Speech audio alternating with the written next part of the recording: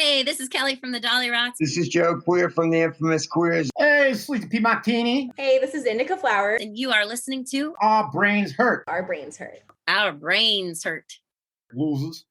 Well, they needed a jingle for their stupid little show, so they called up the Jasons and we said, fuck no. Then they called us again and they gave us $20 and we wrote them a song that said, your podcast sucks. Then they gave us more money and they asked us really nice and we finally gave in and we said, all right, I'll write you a song, but it's gonna be a clone of a Screeching Weasel song that we heard a while ago. So we wrote them a jingle and it sounded really rad. It was the best little jingle that their podcast ever had, but the file got corrupted and the email didn't work. Now they're stuck without a jingle singing our brains hurt. Our brains hurt, our brains hurt, our brains hurt. Our brains hurt, our brains hurt, our brains hurt. Our brains hurt, our brains hurt, our brains hurt. Our brains hurt, our brains hurt, our brains hurt. In a very non-copyright infringing sort of way. What's going on, everybody? Welcome to another episode of Our Brains Hurt. This episode is brought to you by PunkBox. Head over to punkboxrocks.com. That's punkboxrocks.com for your monthly subscription service to punk rock merch. Everything you would find at a punk rock merch table at a punk show, sent to your house once a month. This could include stickers, button patches, koozies, vinyl, cassettes, CDs, everything you could think of once a month. It's an awesome subscription service, punkboxrocks.com. This show is also brought to you by Merch Slut. Head over to merchslut.com for awesome band t-shirts, punk rock band t-shirts. Merch Slut gets her shirts directly from the band or the label. These are not cheap knockoffs. She also has a wide array of awesome punk rock merch. Merchslut.com. Now, let's get to the show. All right. Hey, what's up, everybody? Matt here. We have not just our regular guest tonight, special little guest, but there's no Ron this evening. What? No Ron? So No. Oh my goodness. So our guest tonight is a return guest. He runs a YouTube channel previously called Creepy Little Book, now rebranded to be Dark Sayings. His name's Pete. If any of you guys out there remember, he came on a couple years ago. But instead of Ron tonight, you got Matt and guest hosts. You know him, you love him, you love listening to him rap about cults. Oz, the great and powerful. Yeah. Great. Great and powerful were your words, not mine. Yeah, I know. But yes, so because Ron, unfortunately, he's in LA. Nobody really ever wants to be there. Ron's in LA taking care of some unfortunate matters and could not be with us tonight. But who better that we're going to have Pete from Dark Sayings on to take Ron's place tonight than Oz? Who better? Yeah, tonight you don't have to listen to me fumble through my notes and give a shitty ass presentation of trying to cliff note paragraphs with a shit into one sentence. It's all off the cuff tonight, baby. But as I'm sure many of you guys out there realize, Oz and I like talking about this shit. So I think that myself, him, and Pete are going to have some interesting things to say this evening. Well, it's like been 6 years of us talking about this kind of shit. Yeah. Well, yeah, it's like you and I. Decade. Yeah. Yeah. Whoever would have thought that we would have taken this to a podcast when you and I first met. I did not. but here we are, right? What you been up to lately? I have been busy actually putting together the research criteria for my thesis. Oh. So that's what I've been keeping myself busy with for the last 3 weeks or so. And it's actually been pretty okay. This one hasn't been too bad. What's your thesis? Well, remember, it's on cult. It's how it's basically how terror management theory is used by cult leaders to commit violent crimes. So it's gonna focus on more so cults that have actually done violent crimes. I mean, and we covered a handful of them, but there's more. This is the best thesis ever. It's generated a lot of interest. I'll say that. lot I'm of interested. damn interest. Yeah. So I can't mention that to anybody without seeing or hearing somebody say, "Oh, I want to read that." Like, Yeah, dude. People are interested in cults. It's a fascinating topic. yeah, it's some weird shit. Our, as I think we were texting earlier, our cult episodes have been doing quite well. Yeah, we got the next one. I don't know. I keep thinking the next one needs to be a banger, but I don't know. We'll find something fun. It could be a banger. Anything could be a banger. You just gotta attack it from the right angle. Yes, and that is the angle of Ron's People 7. Dude, to this day, that I don't listen to our own shows very much, but that one still makes me laugh. It's gonna be a drink one day. Yes. Yeah, Ron's Publius Heaven. Any idea what that would look like? No, we gotta come up with it, but it just sounds like it should be a drink. Yeah, it's not exactly a cheap liquor, but I think the base should be Angel's Envy. It seems appropriate. Is Angel's Envy? Is that a? It's a whiskey, if I'm not mistaken. Okay. It's not really a cheap one either. I want to say it's probably like, Well, it's probably like $50-$60 a bottle. Well, Ron's. I think whiskey is probably Ron's favorite liquor, so that's off to the right start. Cold Cock, that's the one I'm thinking of. That is it's an herbal liquor, and it's about $20 a bottle. But the icon, the insignia, the logo is like it's like a big arm.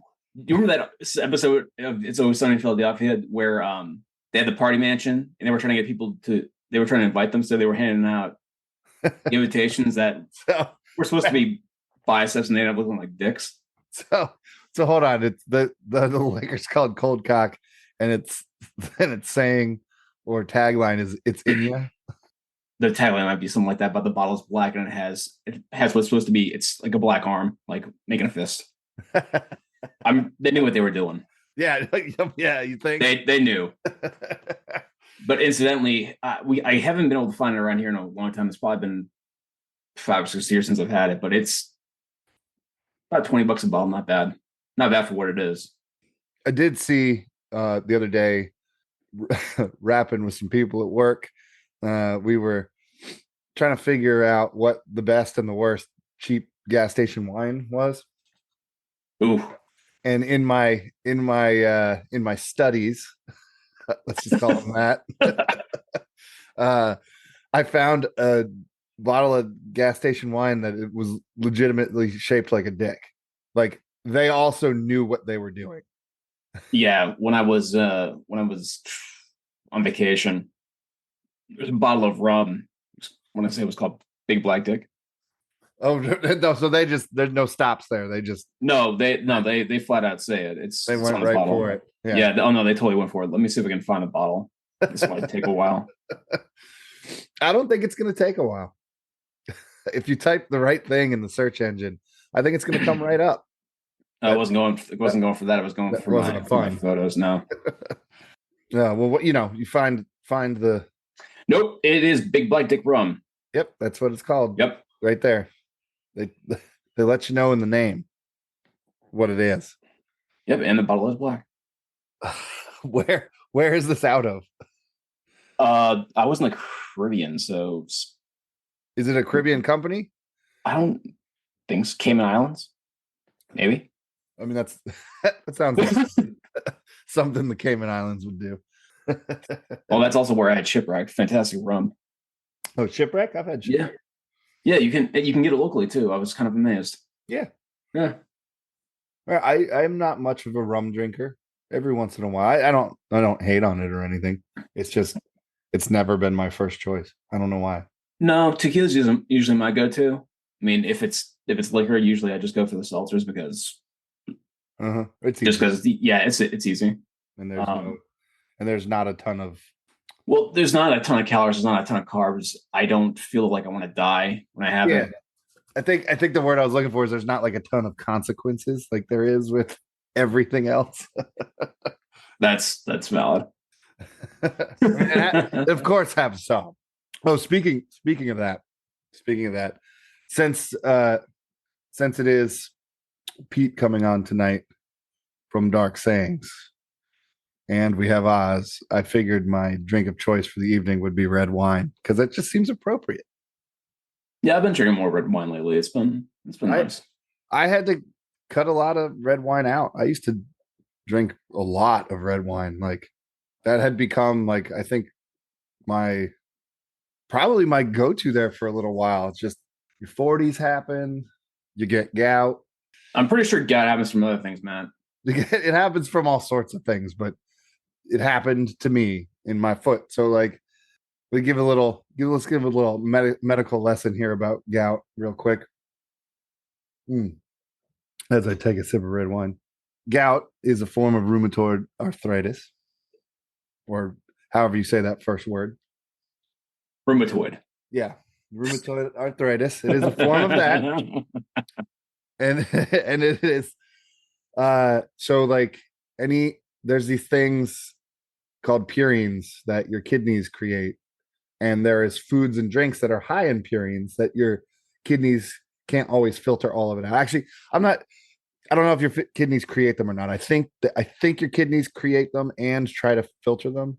So it's like a byproduct that comes out of your kidneys into your system. And when your purine level is too high, it causes uric acid in your system. And the first place that uric acid goes to is your joints, your elbows, your knees, your feet. More than anything else, just think of it like gravity, physics. And boom, gout happens, and it can be extremely painful. That sounds painful. It sucks. Anyways, Pete is in the room now, and my medical lesson is over. we will let Pete in. Hi there. What's up? Yo. How goes it? Sorry I'm running late. I was having so much trouble with the browser and the Zoom. I haven't updated it forever. No worries, dude. Zoom. I continuously have gripes on this podcast with Zoom. Until they fix it, which they're never gonna. Ron, my normal co-host, is not with us tonight. Okay. He unfortunately had to go to LA for a family matter. Oh, all right. But Oz, Pete, Oz. Hey there. Hey man, how you doing? Excellent. Good shit. Oz is a buddy of mine and comes on this podcast very regularly when we have our conversations about the same kind of stuff that like you talk about on your excellent your thing. Yeah, so it kind of, if Ron was gonna have to miss an episode, this is this would be the best one for it to happen. Yeah, because Oz and I go back some years, and we became friends and colleagues chatting over some of the esoteric and mysterious things this world has to offer. Man, it happens. That's how it goes. And yeah, that's right. And as a matter of fact, we just did like this whole series on cults, and he's currently doing we just talked about. He's currently doing a thesis on cults and cult leaders using terror management theory to recruit their order. There was that horrible cult thing that happened in Kenya recently with the starvation cult. Like that was ridiculous. Oh, I may have to look into hundreds of people. Yeah, I don't think I've heard about this one either. No, I haven't heard of this one either. Shit. Yeah, I get all these crazy. I've got Google alerts set up on my email, so they send you everything. Crazy emails about stuff from all over the world. And oh damn. I think one of them's like witchcraft. So a lot of stories about witchcraft come out of the African continent. People still get killed for you there. Yeah. So I don't use a lot of those stories on the show because a lot of them are brutal. But that cult thing was that recently happened. They just starved women and children, everything. It was just a real shame. Yeah, it's fucking terrible. Wow. So since I brought everything down.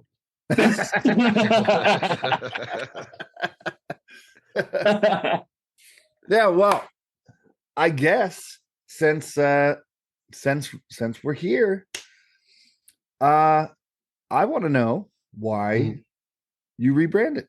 Why Creepy Little Book to Dark Sayings? Well, Dark Sayings is something that it was actually a secondary channel of mine where I did audiobook recordings. And the problem with Creepy Little Book is the algorithm on YouTube had lumped me in with a lot of Halloween content for kids. Oh.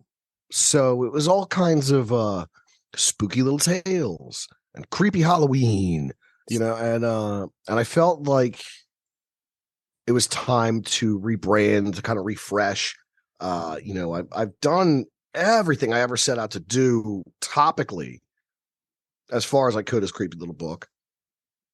And the name Dark Sayings I just thought was better. I came up with it 3 years into my time as Creepy Little Book and started the second channel. And finally I'm like, you know what? I don't do anything with the second channel. I like the name more.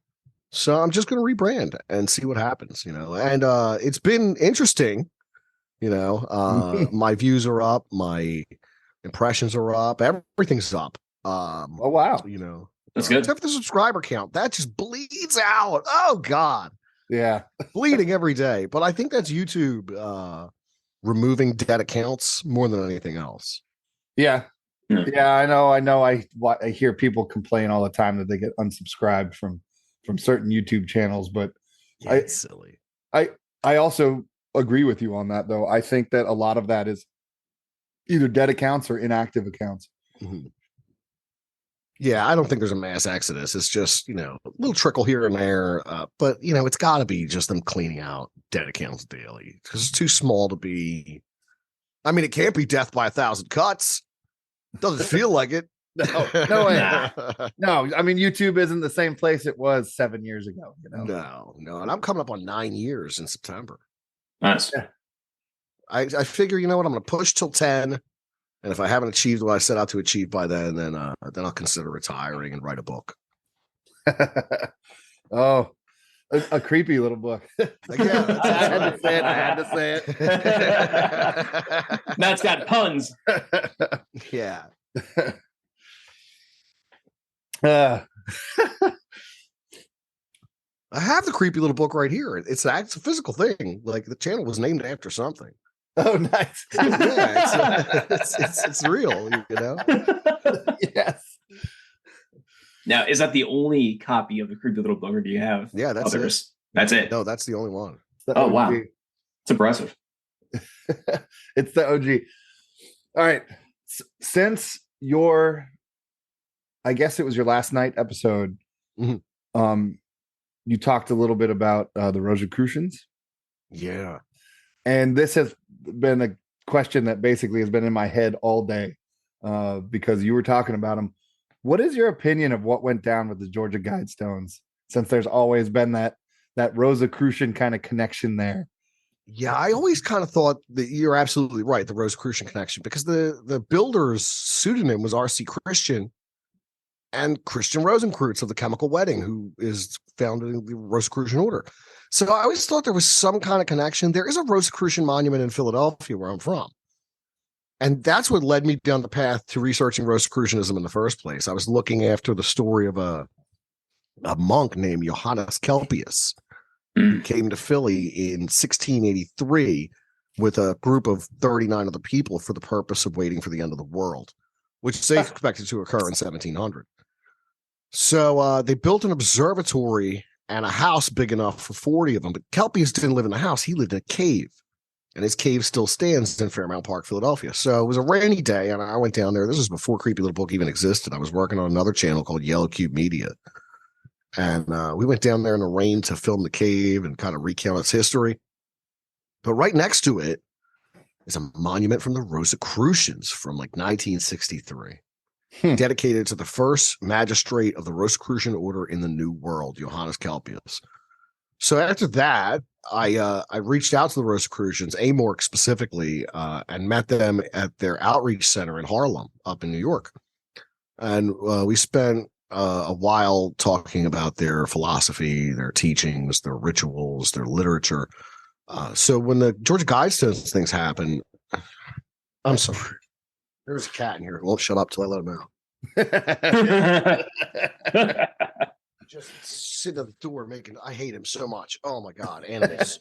That's all right. Oh. Ron, it's got to be better than Ron's cat's normally taking shits right at his feet. Like every episode. So with I had done videos on the Guidestones over the years, exploring where they might have come from, how they're they're a blueprint for the New World Order and the restarting society and all that good business. When they were destroyed, I suspected they'd never find the culprit.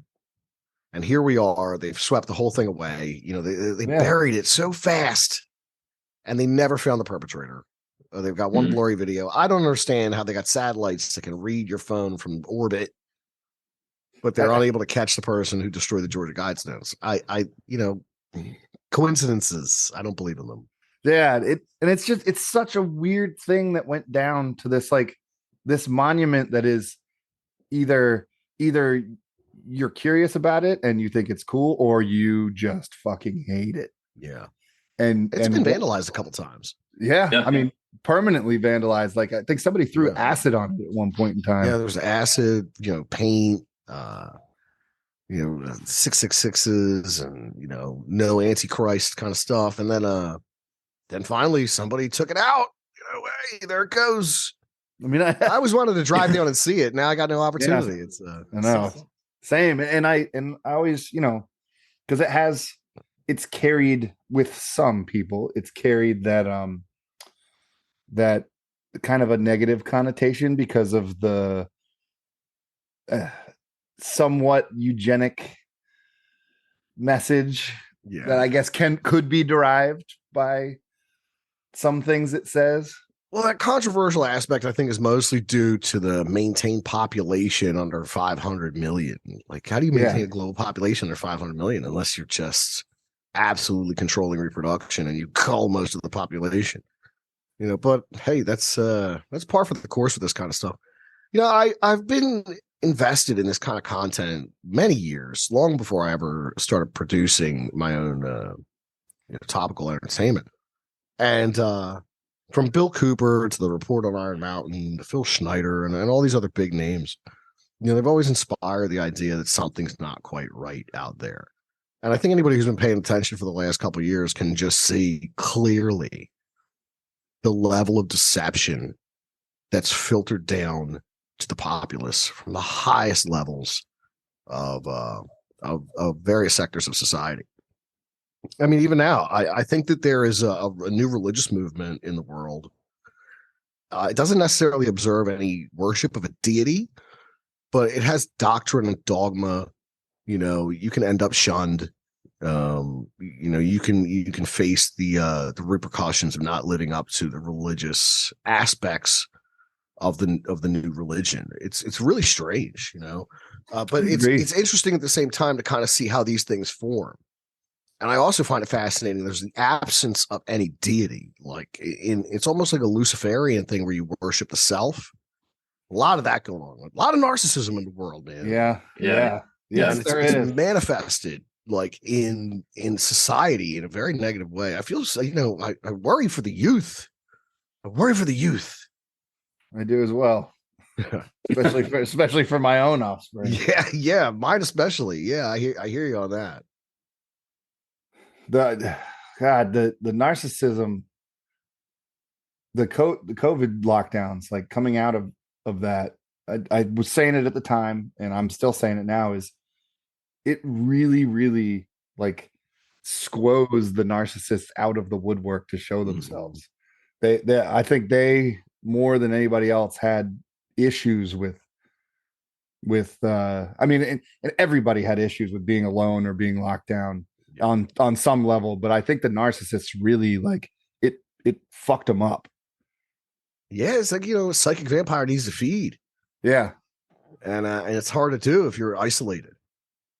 And already that whole period in history is so bizarre to me. It's I feel massively deceived. I think that everybody was in on it from the top down, entertainment industry, the media. Hey, come on, we'll give you free hamburgers. Come get $100. Get in line. Drive on up. Let a stranger in a parking lot give you some medicine we got for you here. Yeah, the whole thing about it is it's so surreal. And it still leaves me, I'm still pretty jaded about it, you know, like the idea that the whole thing was pulled off, and it was you know, it was a bipartisan thing. Yeah. You know, it didn't matter, you know, whether you were you know, on the left or right side of the aisle, everybody was in on it. They had Doesn't the matter, same you message, know? that's for sure. Yeah. What happened? 2 weeks to slow the spread stretched into 2 years real quick. It did. And I the don't know, times never get back. the residuals from it now to this day. I mean, I was at like you know, I was at a show on Sunday night, Mhm. and you know, talking with some of my buddies, like we were kind of talking about how still to this day there's like some people like, or bands like canceling shows because of COVID, or we're not showing up to support somebody else because they're scared of COVID. And I'm like, what? Why? Like, why is that a thing? Like, what are you scared of? Yeah. Like, at this point, like if you have any sort of knowledge about viruses or sickness at all, like the human body is resilient to them, and a few years later, this is how viruses work. The human body, your natural immunity starts to make it less and less and less of a thing as it mutates and mutates and mutates, and it's like a constant battle. Okay, oh, I figured this one out, now I got that. But as you move forward in time, it turns something that, you know, may or may not have been deadly into something that definitely isn't. I mean, the flu, I think the flu is the proof of that. Yeah. The flu was originally very, very deadly, but it's not so deadly for most people. It's the same kind of thing. So 3 years later, nobody's dying. There's not even anybody in the media really trying to tell you that people are dying from COVID still. Like, that's not even really a thing. So what are you scared of as a human being if you're looking at something rationally? Why would you be like, I think that you know, for a lot of older people, and I noticed this, a lot of my audience is over 50 for some reason. Interesting. I attract the old folks for some reason. A lot of my audience is over 50. Generally, you know, it spans like 35 to 65. Kids don't watch me, they don't care. Has it always been like that? Yeah, it's always been that, predominantly male, like not, but everybody on the internet's a guy.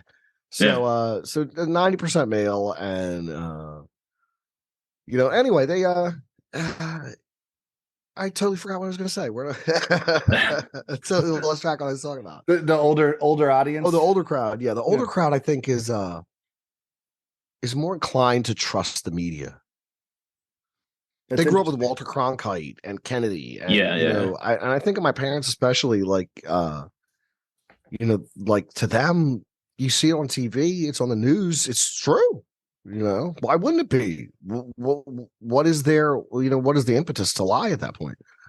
But I think for us Gen Xers and people who are younger than that, there's always been a suspicion that things aren't quite right. There's always been a kind of spirit of rebellion against the authorities of the world, you know, whether it was manufactured during the era that we grew up, or something that we carried in our hearts from the time we were young. You know, it was there. There's not so much of that anymore. You know, and I normally don't call people out, but I'm going to call out the exploited, because they came to Philly and you had to show your papers to see them. Yeah. So I wouldn't go.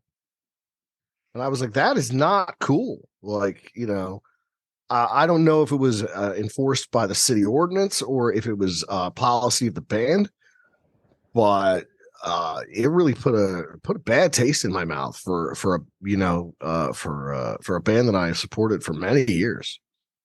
I'm curious at that as well, because I know I went to a few different shows during that period in time that were doing the same thing. Like, you had to show your card or whatever. Mm-hmm. And it definitely was not the bands, it was the venues in the city. Yeah, it was strange. It soured me so badly. And then you know, I guess everything kind of slowly subsided, and Subhumans came to town. By then, the crime had gotten so bad I couldn't get anybody to go with me. It was like, hey guys, you want to go see Subhumans? What neighborhood is it in? So yeah, I don't know. That's another issue altogether. Yeah, it's no matter what anybody's opinions on it are, it was a sad moment in human history on this world. Yeah, for real. I mean, there's been a lot of them throughout history, but that yet another one. Absolutely. Yeah. Tired of living through great moments in history. I think a nice boring stretch of 20 or 30 years would be nice.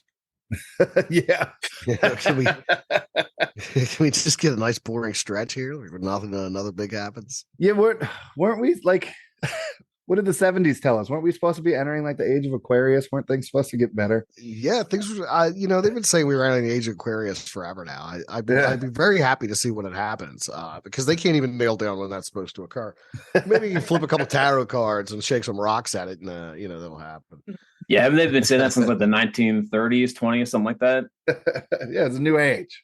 I mean, Edgar Casey was talking about it. The hippies talked about it. Yeah, that's hippies.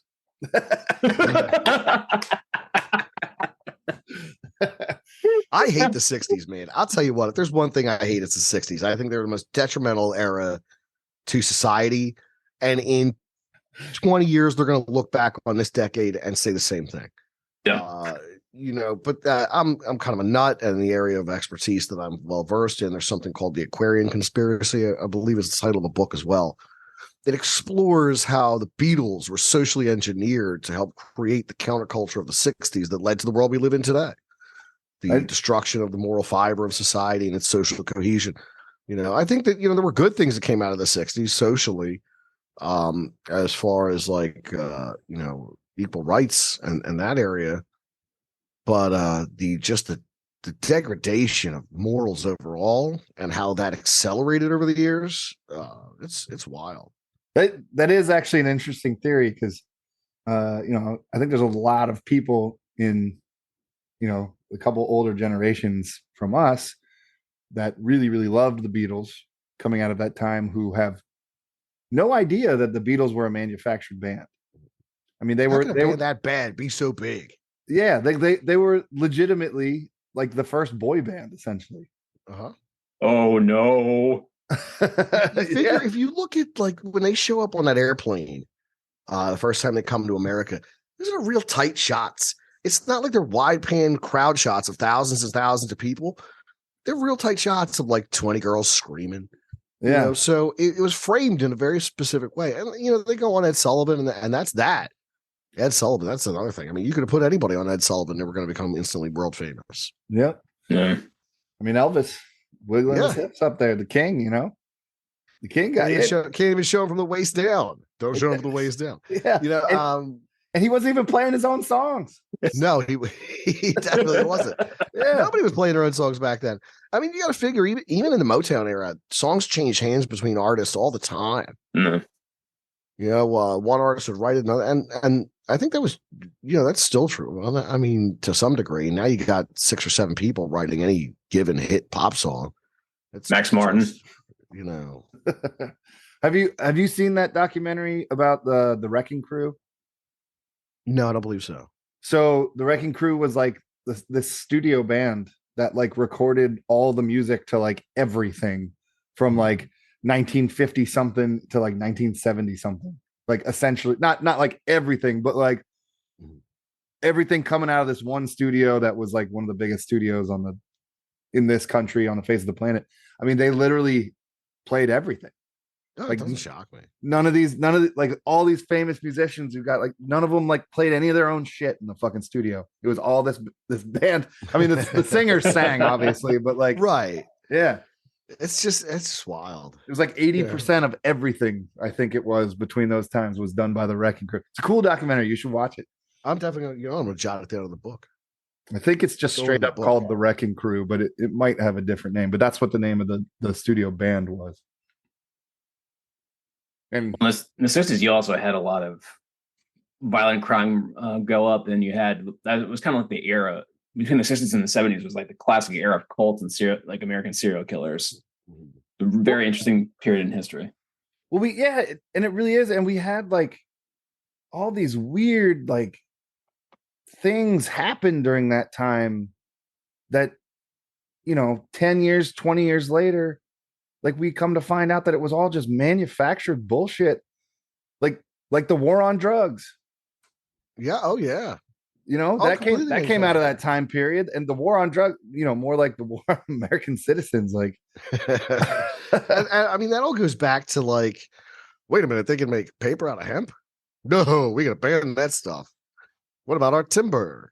You know, it's just the same reason that, like, you know, we live on a petrol dollar. You know, Rockefeller went around and bought up all the oil wells to make kerosene.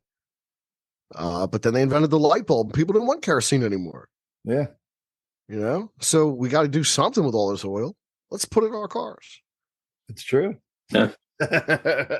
You know, history's a weird thing, man. They gotta keep, scumbags, everywhere in history. I keep feeling like we've been grifted over and over and over and over and over again. I think that's probably the nature of life. All these world religions try to figure it out. It's just like, hey, you're going to get grifted. Get ready for it. Then you pay taxes and die. You know. God, I remember how cliche I used to think that saying was when I was a kid, like hearing my parents say it or their friends say it, like, you know, death and taxes, and here I am, fucking 44 years old. Like, fuck me. Life is cyclical. History repeats itself. It's all been done before. I'm just some bozo with a glass of wine in his hand. But I think things were probably simpler when we were largely an agrarian society prior to the Industrial Revolution. You know, people lived that way for millennia, where all anybody wanted was land to grow their own food. You know, Yeah. And that was the reason behind fiefdoms and feudalism. Everybody just wanted a piece of land to grow some food on. You know, not an easy life, but you know, is it anything more insane than I get up, I chug my coffee, I get on the highway, I go sit in a box for 9 hours a day. I come home, I see my family for 20 minutes, I shovel down some frozen food that's full of poison and seed oils, and then I go to bed, and I hope I can retire one day. Nothing is more insane than that. Nothing. No. I think society made more sense when you had, you got to figure in ancient Egypt, when you couldn't grow food in the off season, what did you have to do? Nothing. You had nothing to do. So they mobilized everybody who had nothing to do into building things like, incredibly huge monuments and temples. And it left an indelible mark on history. Allegedly. Allegedly, because it could have been the Moon Men. But they're still here. Yeah. The monuments. Could have been the Moon Men. Well, the pyramids obviously were somebody else. But the statues to the pharaohs, the temples that they built in like Saqqara and Cairo and like the specifically Egyptian things, that was all because people didn't have anything to do with themselves. Hey, we'll give you some beer if you move these rocks. So I'll do it for some beer. I think a lot of beer. Television probably was the end of that. Yeah, well, television, Tavistock Institute, Fabian Society, Yeah. So it's the perfect. It's called programming for a reason. Yep. I was just about to say it if you didn't. I remember being a kid. They used to play the national anthem every night, right before the TV would go off. That's so unthinkable now. Like TV stops. Yeah. Sorry, these 6 channels are going off for the night. Here's the national anthem. Yeah. I remember that shit too, actually. Simpler times, man. Yeah. It used to be a simpler world. I've been seeing these memes lately. It got me cracking up talking about how pizza men used to have no GPS and they'd have to get the pizza to your house in 30 minutes. Like, good luck. They used to call a dude and scratch down your order with a pencil on paper. And some guy with a map would drive it to your house in 30 minutes. Insane that we live that way. Yeah. Now we're all so dependent on these computers in our pocket that if the grid went down, we'd be like cavemen again. I hate GPS. I hate it. I refuse to use it. I know my way around. We used to when we were touring, like my bandmates, I'd be like, wherever the hell we were, I'd be like, hey, we should, take this exit right here on Route 50 or whatever and head east for like an hour and then go down this other route. And they'd be like, well, that's not what the GPS is telling us. And I'd be like, okay, cool, whatever, follow your GPS. And like an hour later, somebody would, because I'd just be in the back of the van, put my headphones on or something, watch a movie. And like an hour later, somebody, I'd get the tap. Hey, Matt. I'd be, huh? They'd be like, why are we like 50 miles off course? And I'd be like, because you didn't listen to me to take Route 50 an hour ago, dummy. Keep watching. keep watching your GPS. There you go. Trust that computer. There you go. Yeah. I years ago when I was still in a band, I wrote this song called God, it had to be like 2002. It was called Digital Age. And it was about the technological like overtaking of society. And my friends did not want to use the song. And to this day, they call me up and they'll be like, I'm afraid of computers, right? I'm like, dude, that's not the chorus. They're like, yeah, dude, I'm afraid of computers. It's still a running joke with them.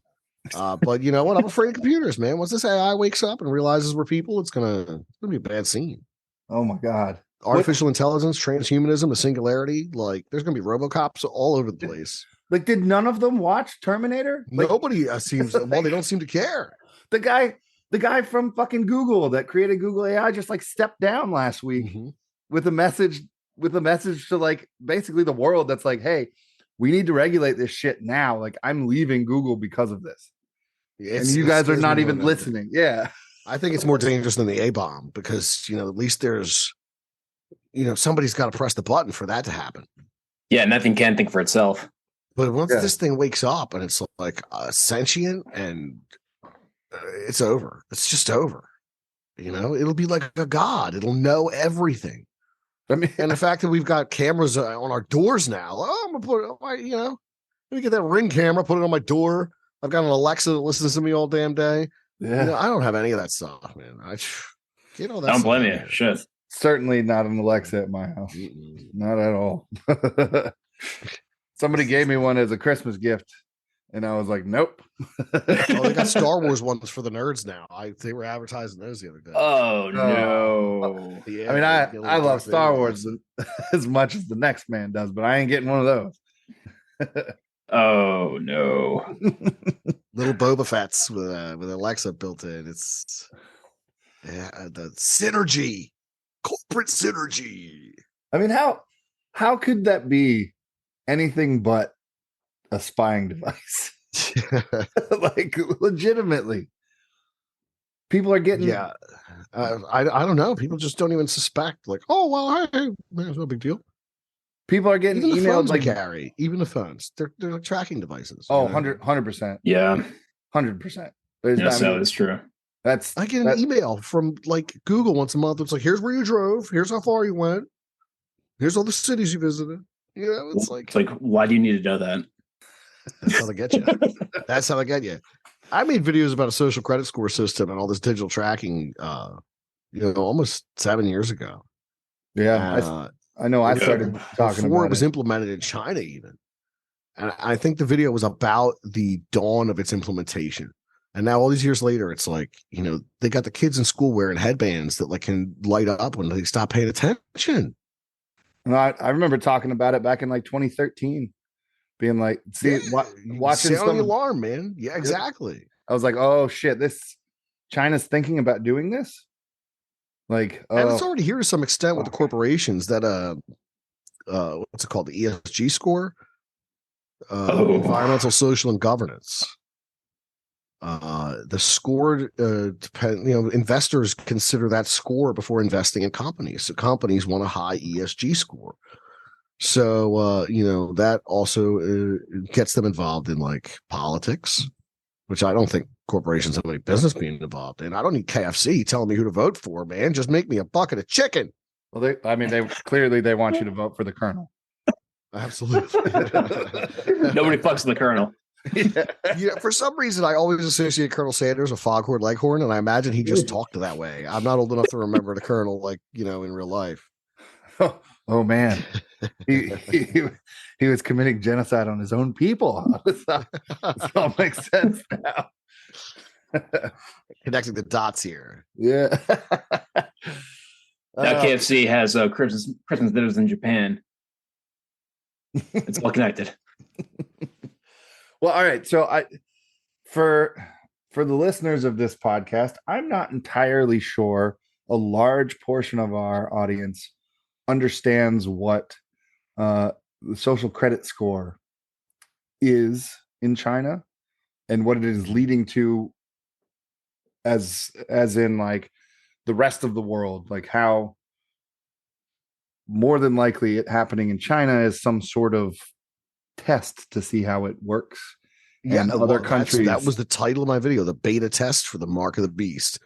Yeah. Essentially your behavior on and offline is either tracked by an incredible network of cameras or by, monitoring your social media at all times. I had posted a video of this in Great Britain. There were something like 3,000 people arrested in 2018 for what they said online. There's no freedom of speech over there. And to some extent, there's a lot of encroachment by corporations on freedom of speech in the United States. There's certain topics you just can't talk about. There's like 4 of them that you just can't contradict or talk about. A lot of it was related to the pandemic. Then it's related to the environment. There's a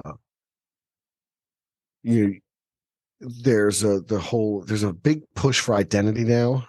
I understand that people like to feel represented and whatnot, but it is part of that new religion. It's like it's becoming a cult. It is very cultish. It scares the hell out of me, man. Yeah, I agree. It scares the hell out of me because it's the kids who are suffering for it. It's the kids who suffer for it more than anybody else. Adults can do whatever they want, as far as I'm concerned. It's when you bring the kids into it that I think it's like beyond the pale. Well, I mean, the direction I see things going as far as the kids go, we have allowed the generations behind us, say us being in Generation X, the generations behind X, millennials, and Generation Z. It seems to me things are being created more so for them to have reliance on things. Already, we can see that their reliance is on their parents way more than ours was, and ours probably a little bit more than the generation before us. That's massive because you either live with your parents forever and they pay for stuff because you can't afford it or don't have the education to get yourself. The education really is just a certificate that says you're allowed to work. That's a whole nother racket right there. Like the college lie. I never bought into it, even as a young man. I never bought into the college lie. It always seemed way too expensive for me. And I never wanted to be a doctor or a lawyer. So unless you specifically need that education for the field you're entering, it makes sense if you want to be a veterinarian or a computer engineer. But I think the trades are the future, at least now. There's some things you can't automate. But there's no young people working in the trades. There are no young people working on them at all. Not one bit. And the people who do go into them in the future are going to be making mint. They're going to be making more than doctors and lawyers. When the plumber costs $400 an hour, it's going to be a different story. It's already heading that direction. I mean, I was once an electrician. I'm still a licensed apprentice. But like all my buddies that I was, an electrician with, they're all doing now. They're all making killer money working as electricians for the government. And all the other people that I knew that are like owned their own companies and stuff, these guys are all like 6-figure salaries, 40 hours a week, no more. All the other guys, they're either still like slaving away, doing the same work too, for all intensive purposes. They either started their own company, which is, more power to you. That is a very honorable thing to do in this country. Start your own company and work your way. But they live, breathe, and die their trade 24/7. Like they work 7 days a week. They're gonna die before they're 60. It takes a toll on your body. It really does. Yeah. And I've got friends that range from college professors to mechanics. And some of them are very liberal and some of them are very conservative. And you could probably guess, which of the spectrum is going to be liberal or conservative. But, uh, like, I understand, the idea of wanting to further your education and pursue academia. Like, learning has always been a huge part of my life. But I think the Mark Twain quote is never let school get in the way of your education. And that's kind of how I've always felt about things. Even now I'm considering homeschooling my kids, like they're at the age where it's like, well, maybe it's time to start homeschooling them, But it really depends on how they learn. At least you can, I think when you have that opportunity to homeschool, you can tailor, curriculum specifically to a child. It's not like there's no cookie cutter approach the way they do in schools. Yeah. I went to parochial school for 12 years. I was I was in a uniform. It was all, church every Friday and, the whole deal.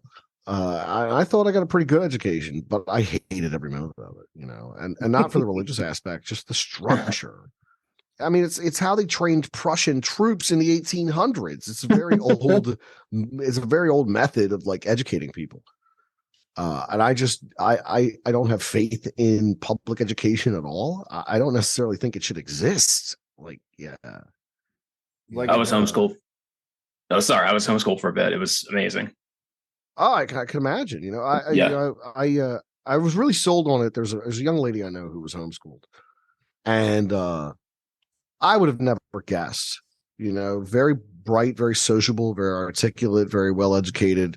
And then she was like, "Oh yeah, I was homeschooled," and I was like, "Wow, that really changed my opinion on the whole idea." Because growing up in the '80s and the '90s, homeschooling was a weird thing. Yeah. Now it's more and more commonplace, especially after the lockdowns. Yeah. That distance learning really opened the door for a lot of people to get into homeschooling. Yeah. I know. I think it's just a small way of taking your power back from the government. Like, why trust a government to educate your children, And it's all about the destructuring society. It goes back to the 60s again. It used to be you had, a man in the workforce and a woman at home who could raise children. And you could do this all on one income and afford a house and a car. Now, that was a golden era of America, that 1950s post-war America. Yeah. And that lasted for quite some time, probably 2 decades, 2.5 before, the dream slowly slipped away. But the restructuring society, women entering the workforce, so now somebody else has to watch the kids. So now you've created a new job market where people are going to spring up and provide childcare. But then you're not raising your own children. You're turning them over to strangers. Yeah. We've seen, if anything, we've seen over the past couple of years, specifically in what's going on in the public schools. Like, there's a lot of politics in schools these days, a lot more than I remember when I was a kid. There still is. A lot more politics in schools, and I don't know if that's necessarily the place for it. What's happening anymore? What's happening anymore? Yeah. Everybody's going bananas. I think it's funny. I thought a lot recently about the one very specific thing you just said, which is like during that period of time when women entered the workforce and we stopped. Really, I should say the mothers stopped raising kids at home, because as much as the dads were there after, they were gone all day and the mothers were raising the kids for the most part, which is better than strangers. I definitely 100% believe that. But like, was that a manufactured thing to get parents away from their own kids, so that kids could kind of grow up learning this more state-sponsored, state-driven thing? Because absolutely, because if you look back previous to history, that if I'll throw a name out here, if Edward Bernays could be hired to manufacture people to eat a certain thing for breakfast, i.e., bacon. Mm-hmm. That was a manufactured thing. We eat bacon for breakfast because of PR campaigns. Yeah. Then on top of that, women smoke cigarettes socially for the same thing. Edward Bernays again. a PR campaign. It was a faux pas for women to smoke cigarettes societally. They weren't allowed to. But then they staged this big, parade in New York City, and the women wore green dresses and smoked We're freedom empowered of sticks. smoking. Yeah, then they smoked freedom sticks. That's what they were called. Yeah. And then it was socially accepted after that. So if things like that we know that those were manufactured things. If things like that can be manufactured, some of the things that maybe haven't been told, why couldn't women entering the workforce and not raising their kids anymore be a manufactured thing? I think stuff like that is. I absolutely agree with you, man. The more you look into why are things the way they are, who benefits from things being the way they are, then it really starts to answer a lot of questions. There are very wealthy people who pull the strings of society because they can. They meet openly now. Like, they don't even hide anymore. They're meeting these G7, G8 meetings, and it's not just the politicians; it's the billionaires. Too. Yep, Bilderberg groups, the World Economic Bilderberg's Forum meeting right now. You Yeah. know? These were things that were kept highly secret for decades, and now they just don't even care anymore. They're just like, we're going to do it in the open because what are you going to do about it? Yeah, they're not afraid. Yeah, they literally tell you that they're getting all the world leaders together to have conferences on the direction they want to push ideology within human culture. Like, are you okay with having a manufactured ideology? Like that's the question.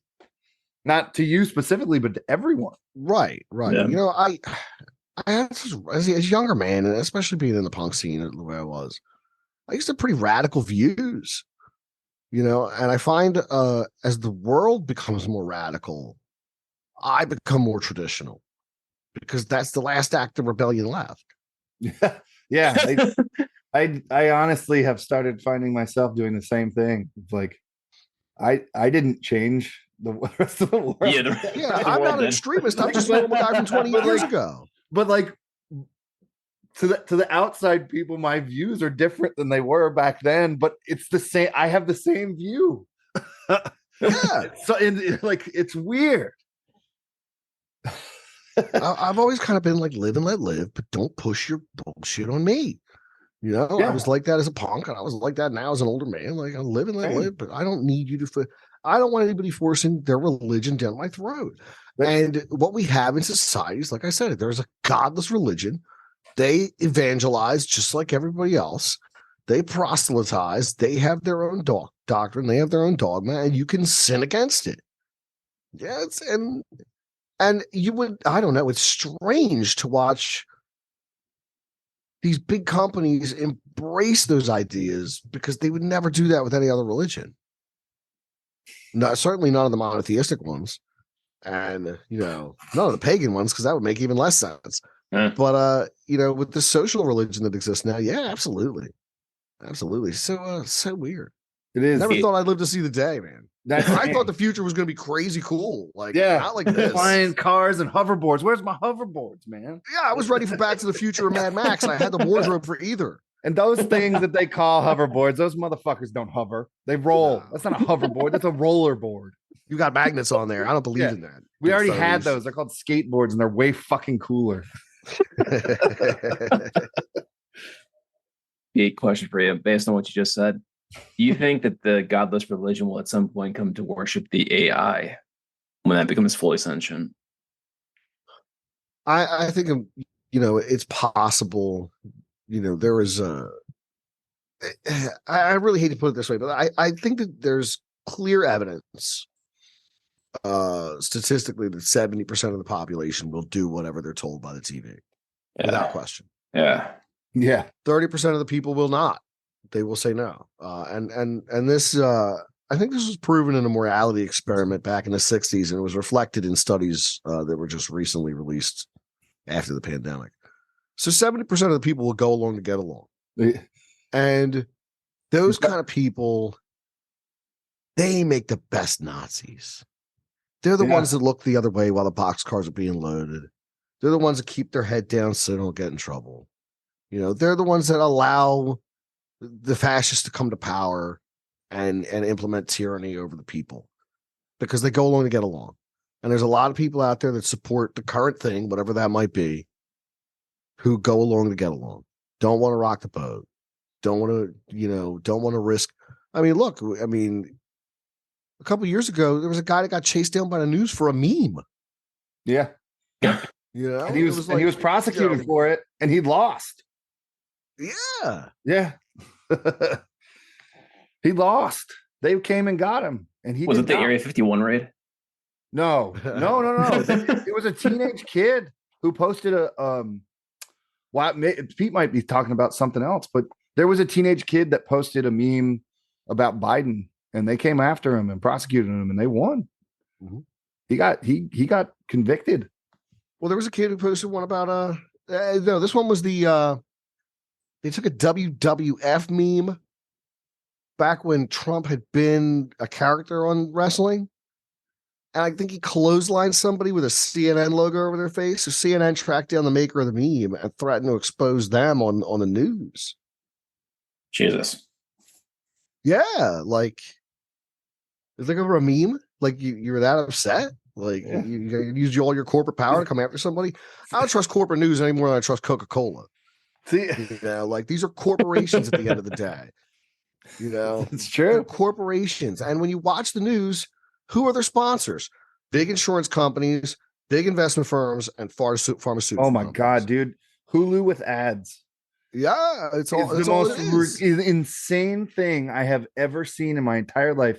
It is nothing but pharmaceutical ad after pharmaceutical ad after pharmaceutical ad, just shoved down your throat over and over and over again. And it's pictures of, and this really, really like sweet, like soothing music with motion pictures of people just having fucking the best time, living their best lives. And it's like, and it's like supposed to stop like some dumb shit, like, I don't know, maybe it's like irritable some bowel made up syndrome. stuff. Like, do you have wiggle toes? And they're like, side effects may include a growing of a third arm, like hot dog fingers, several brain aneurysms. like it's terrible. Just like your kneecaps will explode, and death. If you die, don't take exapamaflama. Whatever it's like. I just sit there with my just wide-eyed, like, what the fuck? Like, why would anybody take any of this stuff? The side effects, the list of side effects is like 3 pages long for the thing that it's supposed to do, with just one thing. And you're going to end up on like 50 other fucking medications to fix all those other things that also cause like 70 fucking things. Like, it's crazy. I've been trying to come off all the pharmaceuticals that I've ever been on lately. It's like I have to take it. As I get older, they prescribe you stuff. Oh, you got high blood pressure. Well, I'm like, I'd rather eat less salt than take a pill. Yeah. You know what I mean? Yeah. Like, if I can cure it myself, then let me try that. And the more I've researched into food lately, the scariest part is that it's in the United States, at least, you can just put anything in a box and call it food. Yeah. Doesn't matter how many test tubes. It's like there's somebody in a kitchen pouring test tubes into each other like a mad scientist. And it's like, we've made a hamburger. Try it. And as long as Burger King puts it in a fancy wrapper, people are going to eat it. And I know there's certain fast food restaurants that can't call their meat legally and have been sued over it. It's like Wangs with a Z. Contains no chicken wings. Yeah. It's oh man. With that and all the seed oils and stuff, there's a lot of like hormonal disruptors in the food and in the oils that the food's cooked in. It's just it's terrible. The high fructose corn syrup, that's in everything is not legal in other countries. No, and sugar is far better for you. High fructose corn syrup is just cost effective, and its shelf life is far fucking long. Yeah, it's cheaper. Yeah, that's it. Like it's I don't understand. Like I don't remember. Maybe I don't know. I'm old, like I said. But I don't remember all the pharmaceutical ads on TV growing up. Like that was a new thing that started in the last like 2 decades. The fructose corn syrup. It's like Mexican Coke tastes better because it's real sugar, man. Yeah. Or put it in a glass bottle. Why do we got to recycle all this plastic? Why don't you just put stuff in glass again, dummy? Well, I think that's another oil thing. Yeah, it's definitely. Well, They need- 'cause they you need- petroleum yeah. to make the plastics. Yeah, that's 100% another oil thing right there. So let's put Keep mine Gatorade on. in plastic bottles, or we'll put all our food in plastic containers. Oh, let's stick it in the microwave. Sure, just nuke it. I'm sure that plastic's not going to leach into your food. Or it's in all the water. Oh, there's microplastics in the ocean. Oh, there's microplastics in your blood. We're doomed, man. We're all doomed. And we did it to ourselves. We're doomed. It's all self-inflicted. I'm so I'm so happy I had the mother that I had growing up, because from a very, very young age, I was told you do not take pills unless you absolutely fucking have to. Unless it's like life or death. You do not take pills. You do not take pharmaceuticals. Antibiotics are not something to just shove in your fucking mouth every time you get sick. You really need to pick and choose the times you actually need to go get antibiotics. And I've lived quite a healthy life. I have no issues. I've never really been injured. Like I things here and there, but little things, but nothing really major has ever happened to me. And Yeah, I like hear I that. don't have to visit the doctor all that much.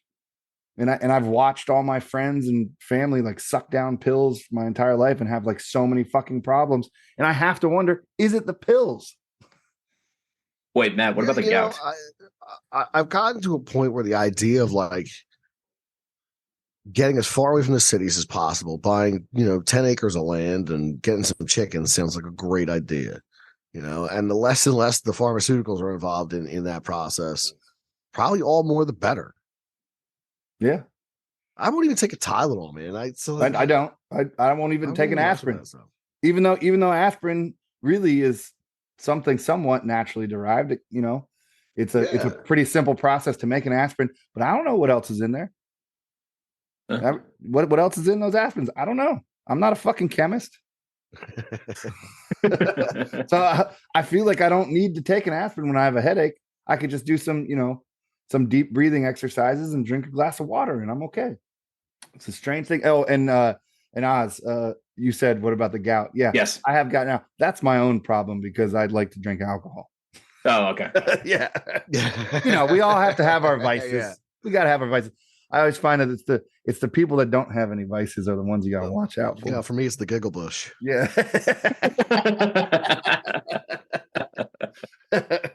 Hey, and that's what I said, is the people that don't have them. Yeah, I'm in a legal state. Just so everybody knows, I'm in a legal state. Yeah. And what I like about it is, I've never done anything I regretted when I had too much of that. Alcohol, on the other hand, I made a lot of mistakes. But the worst thing I've ever done with too much of the old, wacky tobacco is maybe too many slices of pizza. Yeah. Hey, and it should be fucking legal everywhere. I think everything should be legal. You should be able to do all the mushrooms and LSD and crack you want. Like, just go for it. I Who am I to somewhat tell agree you what with to you. put in your body? Yeah, I am all for people should be able to do whatever they want with their own free body. society. It should be free, man. Like, just do what you want. Like, as long as you're not hurting anybody, it's a victimless crime. Yeah, it's true. It is a victimless crime. Like, it's your own body. Like, who the fuck is anybody else to tell you what you can and can't do with your own body? Put in your own body, like, until you start fucking killing people. If you start killing people, okay, then that's a different. We gotta rein you in there. We gotta rein you in. You may have to go, but as long as nobody else is getting hurt, man, just do what you're gonna do. If you ain't hurting anybody, I don't see what the damn issue is. It just makes no sense. I mean, I can drink all the Benadryl I want, or mainline some NyQuil. That's fine.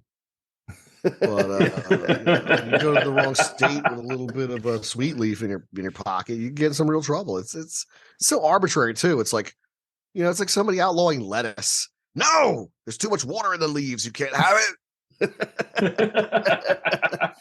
it. Green leaf and iceberg are okay, but never romaine. You never romaine. Get out of here. It's too good. Not for you. It just makes no sense. Nothing makes any sense anymore. That's why I'm so deeply involved in the esoteric and the extraterrestrial, because at least going into that, it makes no sense. Yeah. That was my next thought. Some of it does though. Oh, a lot of it doesn't. Yeah, I've really I've delved into the UFO phenomenon for so long, and I finally come around to the idea that I don't think that there are aliens anymore. I used to firmly believe that there were. Now I'm like really kind of doubting it. What do you? I mean, what do there's you? been sightings and stuff. And look, there's 2 sightings that really kind of make me question possibly why. 3. There's the Tertulli papyrus from ancient Egypt that suggests that they saw flaming discs in the sky. Mhm. But there is contention over whether the Tertulli papyrus is authentic. So strike 1. No. There was the 1865 Missouri airship crash on the Missouri River. Something came screaming out of the sky, crashed through the forest, and embedded itself in the side of a mountain. This prospector witnessed the whole thing, followed the trail of destruction, and said when he found it, it was hollow and had hieroglyphs on it. Again, this is 1865 in the Right. wilderness. So whatever happened to it, who knows? And And then there's the great airship flap of the 1880s. What was flying around in the sky that people were seeing? You know, who were these phantom airships? The Wright brothers hadn't invented flight yet. So anything that's like pre-flight sightings, I kind of give a little credence to. But I'm less and less convinced that whatever these things are, they're coming from another planet. I don't think space is what they tell us it is. I'm not a flat earther or anything like that, but I'm very dubious on what space actually is. I suspect, and this is a little radical, it may be some type of liquid. interesting. Yeah. Oh, that's my phone being stupid. Sorry about that. I mean, I've entertained the ideas about stuff like that. That what is space? Is it really that what we're told? Like, very few people have ever been there. You know, it's like to take the sun, for example. Now, this is supposed to be a flaming ball of what, plasma just burning in a vacuum. Like, what's fueling this, reaction? You can tell me all these scientific explanations for it, but science is ever changing. Yeah. They've always got a new answer for something. So I'm very dubious as to what space actually is. I do think it's possible there's liquid up there. That's what's really surrounded, or the aether or something like that. I don't believe it's a vacuum. I've been doing some research into the idea of the electric universe, and for that, I highly recommend the Thunderbolts project. But it's the idea that the whole universe is electricity, which would make a lot of sense. I mean, we think about the fundamental forces of reality, like gravity and the weak, strong radioactive force, like electromagnetism. What if the universe is electric by nature? I mean, thought. Yeah, I mean, electricity That makes sense, actually. Travels through everything completely. And there's more extreme theories like the Purple Dawn, that at one point Earth and the Moon and Mars were all trapped in the gravity of Saturn when it was a brown dwarf star. Some kind of cataclysm occurred and moved the planets out of that orbit into their current one. I don't know how much I believe in that. There's a little aspect of like the destruction of a planet where the asteroid belt is, but they say there's water in the asteroid belt. That was a story I came across a couple of weeks ago.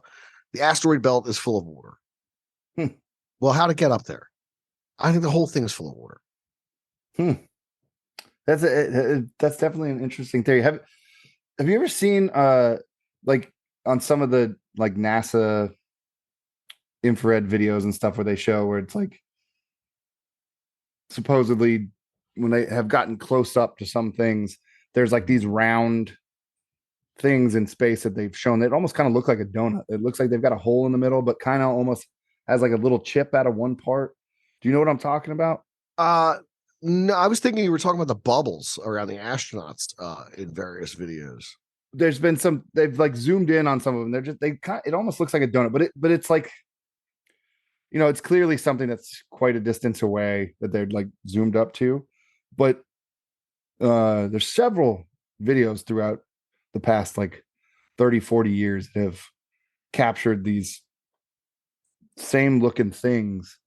And my thought to that has always been like, what if these aren't like any sort of craft that's made by something? What if these are actual beings or something that's alive?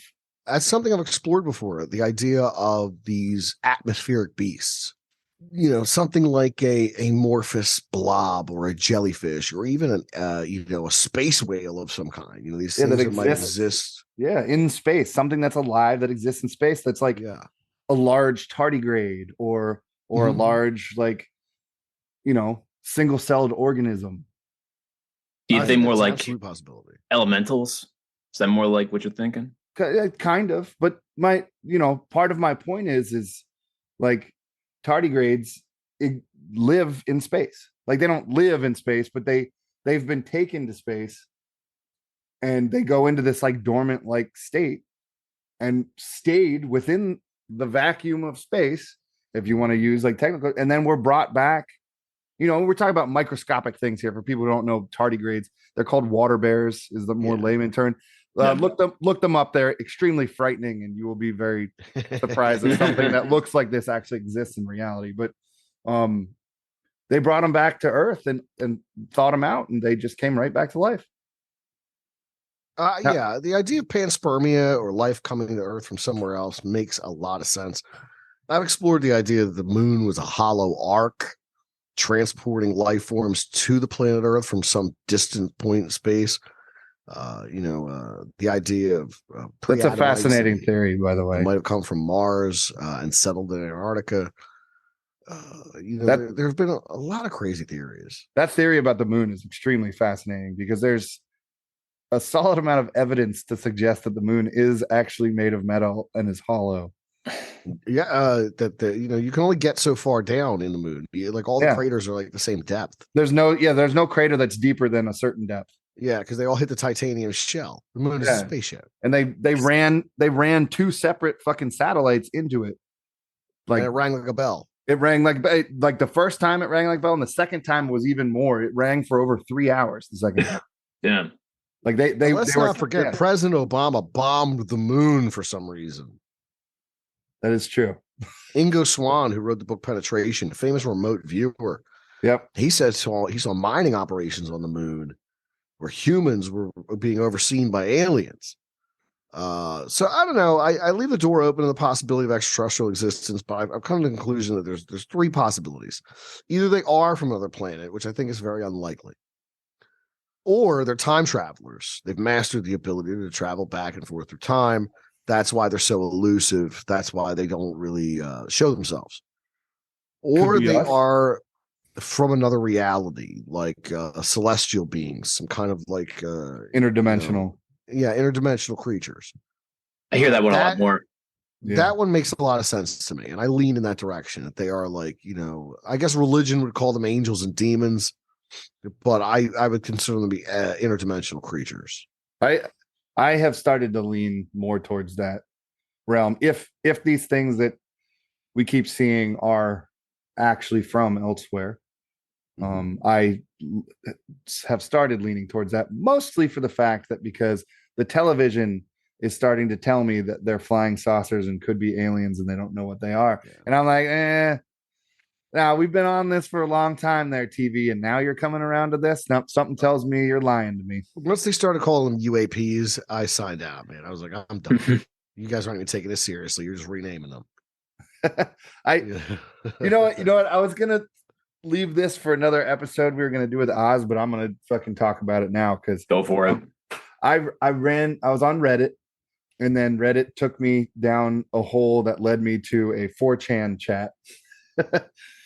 And there was a guy on 4chan, and the only reason I would bring this up, because I usually just like to lurk and read through stuff like that and laugh and take the pieces of it that I think are interesting and just use those to try to formulate an opinion in some sort of way. But this one really captivated me because there was like a theory that I've somewhat heard in the past, but this guy was very matter of fact about this, and he had a lot of information to talk about it, of stuff that was pretty basic, but also things that I've not heard other people talk about.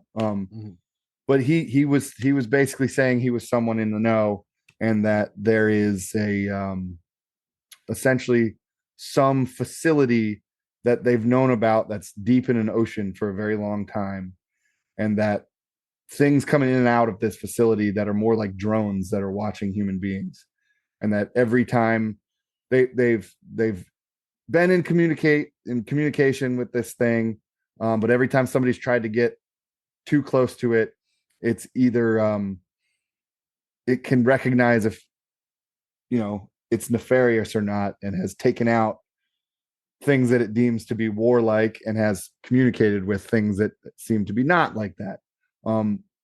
Again, these are not things that I believe. It's just something I was reading by some anonymous guy who was claiming to be in the know somewhere, right? So, it's nothing really to take into account for being. I say that all the time on my show. I deal with the esoteric and the spiritual and the occult and all that stuff.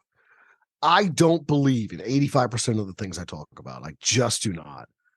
The 15% I do believe in is pretty bananas, though. But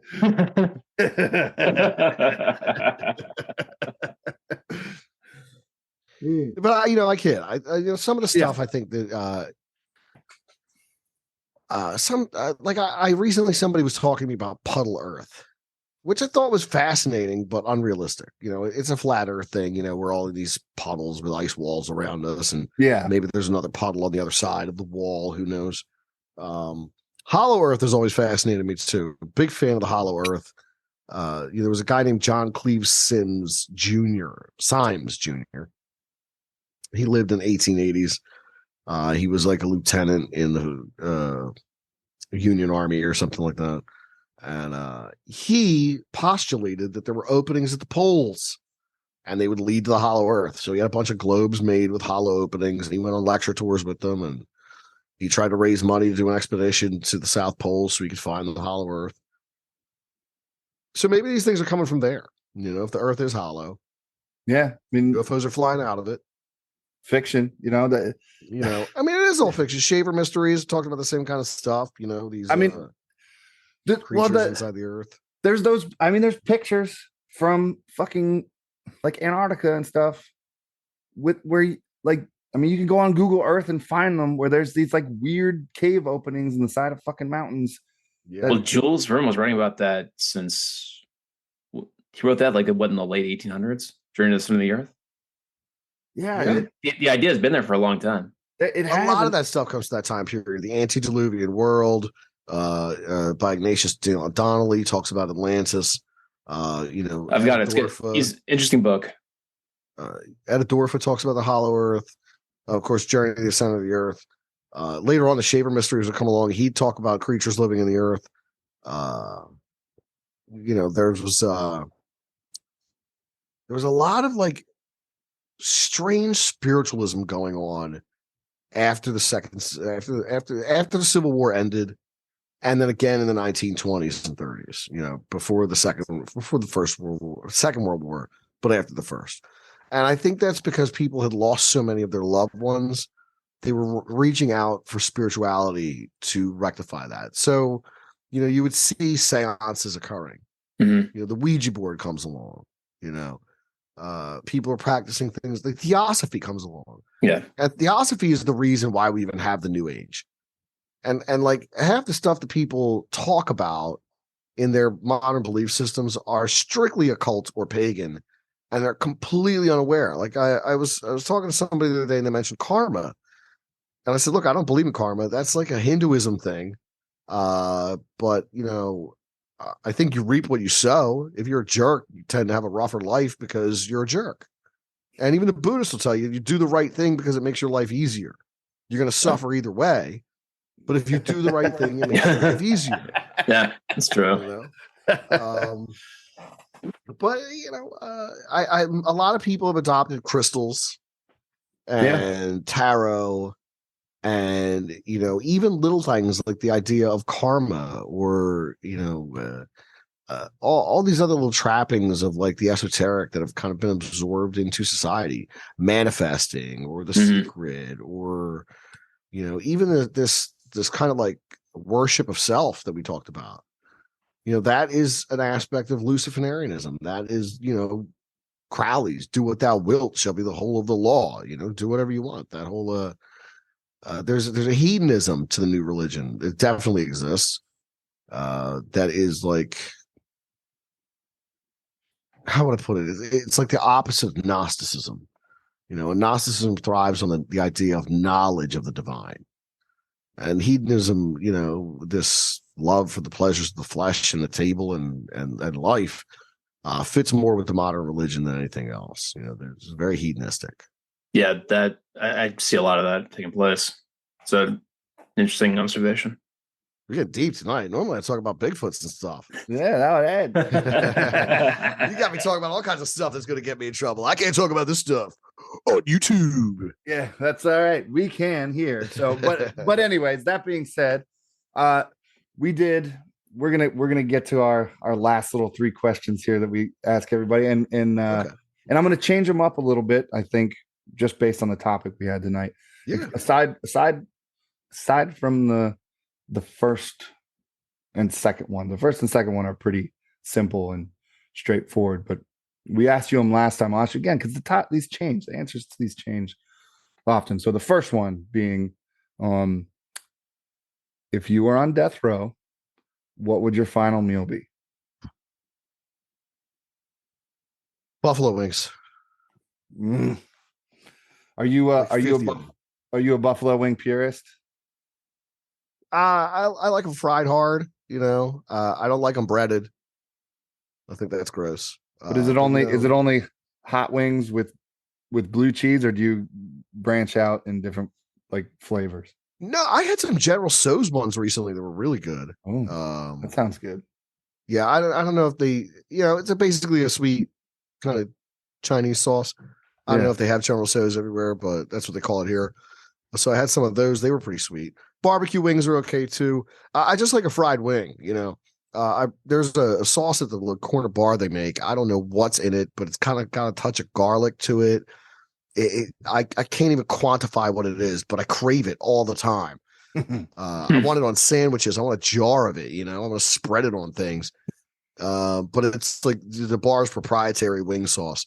But yeah, I love a good crispy hot wing. Just blue cheese and celery and just I don't like wing dings. I don't want boneless wings. There's no such thing as a boneless wing. No, those are nuggets. And I like the flats. I like the flats more than I like the drum. Okay, so you're like 3/4 of a wing purist. Yeah, give me all the flats and keep all the drums, and I'll take about 50 of them. And we'll be pretty good. I kind of like wings a little smaller too. Like I don't like a big giant wing. I think that's too hard to eat.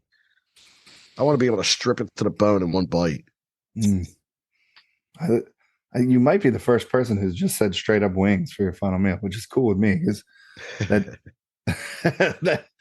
is an alluring idea, idea for even me for the next time I have to answer that question. And anyways, all right. So the next one is, I don't think we were asking people this question the first time you were on this podcast. So this one is, I don't know if you know this or not, but in reality, if you die, so basically you had your final meal, you're on death row, they killed you, you've been cremated. Now they can put some or all of your ashes and press it into a vinyl record. This is a real thing that you can do. You can get your ashes pressed into a vinyl record. If you were to do that, what record would it be? It has to be a record that exists. That's a tough one. Yeah. I used to have this 45. I forget who the artist was, but they sang Wine, Women, and Song. So I think I'd have to go with that one. At least when I was a younger man. I don't know. I wouldn't even know where to begin now. I'm so kind of disenchanted with all these musical artists these days. I couldn't even tell you where to begin. Maybe The Clash. Maybe London Calling. Oh yeah, and that's a good choice. There we go. London Calling. I'll do that. That's an excellent choice. What's funny is I think that might be the album that has been chose the most on that question for this. Nice. Which is really basic bitch answer I could. Yeah. But whatever. I mean that album's amazing. Like it is. It is. There's a reason why a lot of people have said that album. There's a good reason. Because Joe Strummer was a fucking real deal. Mm-hmm. Like, for real. All right. So here's the last question is generally like basically who's on your Mount Rushmore of punk rock, and you would get 5 because we add Crazy Horse to that because the Crazy Horse Monument. Yeah, I don't think they ever finished that. Real shame. It's a beautiful concept.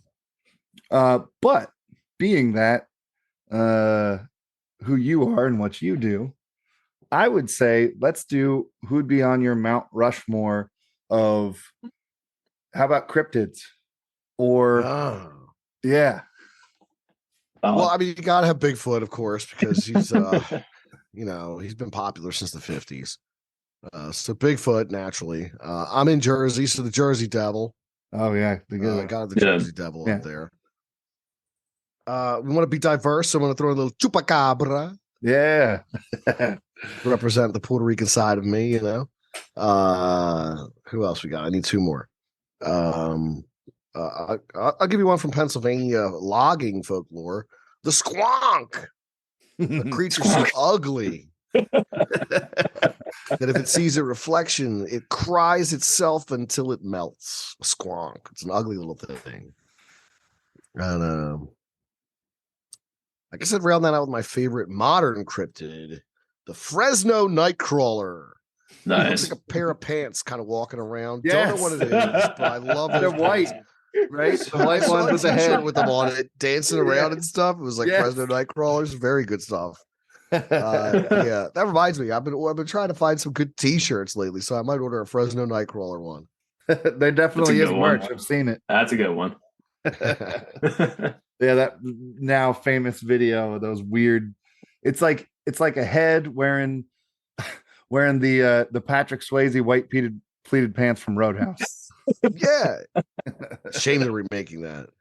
No. They are not. No, they're not. Jake Gyllenhaal.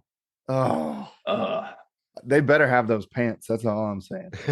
Can't have Roadhouse. Yeah, you better rip a guy's throat out, or I'm going to be very disappointed. Yeah. Oh man, it's kind of like when they remade everything. Well, no, Point Break, or Red Dawn.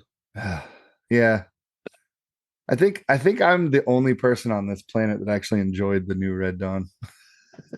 I enjoyed it for what it was, but it's not as good as it's not. No, it's not the original. It's not. No, it's nowhere near as good as the original. Avenge me! Yeah, nowhere near as good as the original. But I did enjoy the new one. I guess that's blasphemous to say, but whatever. Yeah, I did. It's the truth. Look at it. All right. Well, hit everybody with where they can find you, what you're doing, and we'll put all the links in the show description and everything as well. I appreciate that. I want to thank you so much for having me. It's been great to talk to you guys again. Yeah. I've seen you had a lot of big names on the show over the last year. It's been really awesome. And the fact that you're still around, I've seen so many people quit.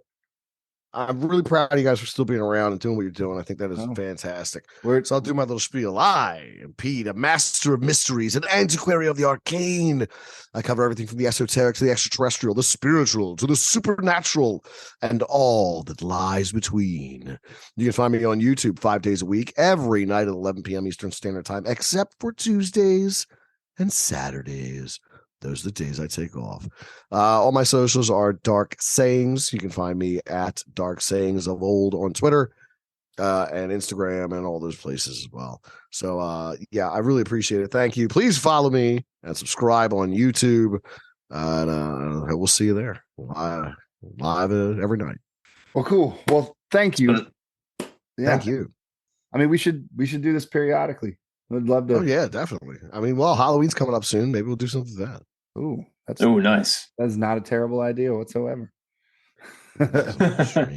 Yeah, I've been working on a weird story. I haven't told anybody yet, but it has to do with German Knights Templars, the city of Nineveh 800 years ago, and an apparition of the goddess Ishtar. Oh shit! The church has tried to suppress for 800 years because it parallels Marian apparitions. Very strange stuff. They wrote a book of prophecies called The Revelations of Isia, and I can't find a copy anywhere. I've been harassing Styx Hexenhammer, seeing if he knows where I can find one, but he doesn't answer. So I'm going to reach out to Georgina Rose and see if she knows. I've been bothering occultists all over the internet to try and find this book. Well, Oz here is pretty good at finding books himself, so maybe we can put him on the case as well for you. Well, if you do, drop me a line. Definitely. Yeah. What's Revelation the name of the book? Easier. Easy. How do you spell it? ISAIS, I believe. ISAIS. Yeah, she's a prophetess of Ishtar. I'll look into it. Thank you. Yeah, Yes, sir. I was looking into Marduk and Babylon and the ancient Assyrians and the Akkadians. I really dug into Sumerian history, trying to find connections to this. But it is such a bizarre story. The article came up on ancientorigins.com, and I've been obsessed with it for months now. You're putting out an episode rival on my it? Jill Crosley Bat video. I worked on that for 2 years. Are you putting out a video on that? Yeah, when it's done, absolutely. I'm gonna do a different style video, something longer, something edited, maybe something with some stock footage in it. We'll see. Kind of nice. Kind of a Like little bit produced, something a little slicker because I'm putting too much time into it to just get up there and talk about it. Gotcha. Yeah. That I patiently await, man, because and I'm gonna be releasing a lyric video for an unreleased song that I'm on called "My Bedroom's Got a Drain." So look forward to that in the coming week. Oh, nice. Nice. Well, again, thank you Pete. again. Yeah, thank you very much for coming on again. Anytime. We will be in touch. All right, sounds great. Have a wonderful evening, gentlemen. Nice to meet you guys. Nice to meet you Easy, too, man. Pete. Take care, man. Yeah, Good take night. it easy, brother. Bye-bye. Thanks for hanging out for another week. Be sure to check out punkboxrocks.com and merchslut.com. Check us out on all social media outlets at Our Brains Hurt and at ourbrainshurt.com. We will talk to you next week. Stay safe. Adios. How do I do this shit? I can still hear you. So what do I have to press? Close.